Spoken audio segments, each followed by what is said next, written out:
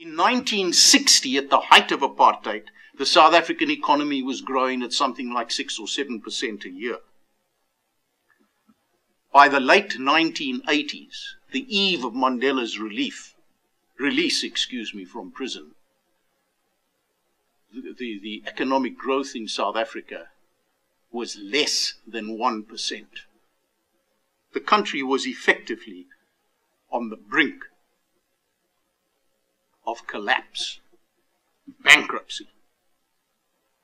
1994, at the point of transition, when the first elections happened, 5% of the South African population, whites, mainly whites, 5% of the South African population owned 88% of wealth in the country.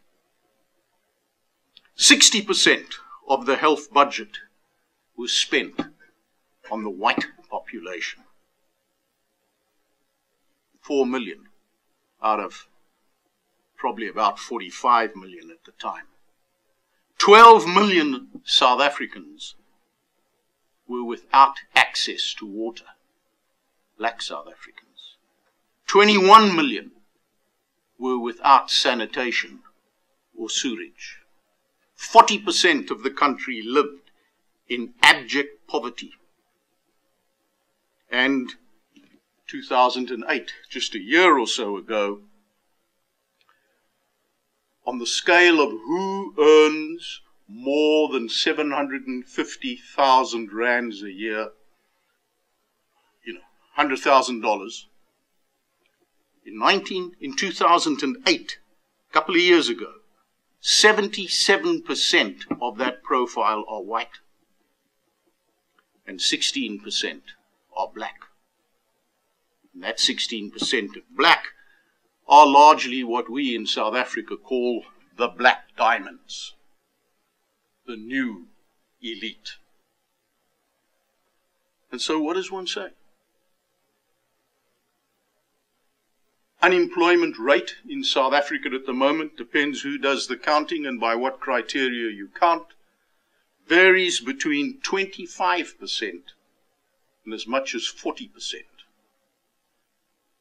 And there are some sociologists who move around rural settlements who tell us the figure in those settlements is as high as 80% and possibly more.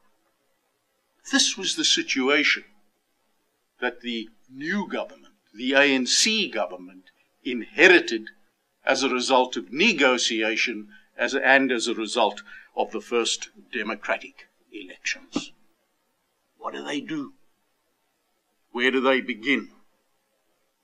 Well, there are many phases, and I'm not going to bore you that. There's an excellent article, by the way, this is in brackets, there's an excellent article on South Africa in The Economist of a month or so ago, where the statistics are there, the breakdown is there. So, Professor, you needn't do all this quantitative research of yours, just read The Economist, it's all there.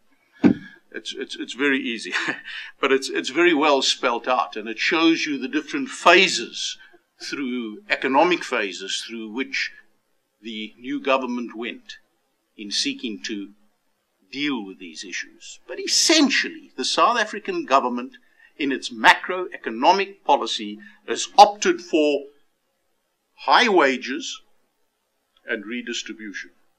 High wages and redistribution.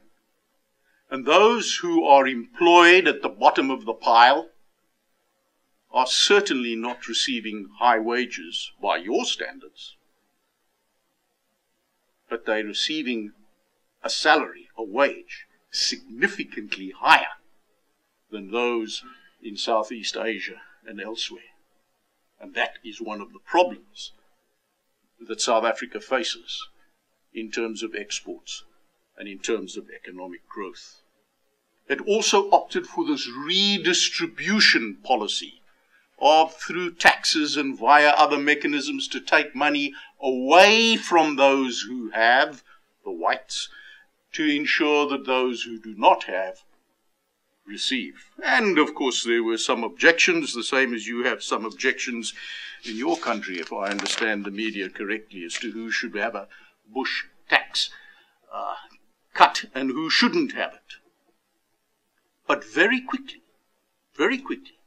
certainly by 99, 2000, the ANC government, this old Marxist government, this old socialist government, this liberation force begins to tilt more and more towards free market capitalism.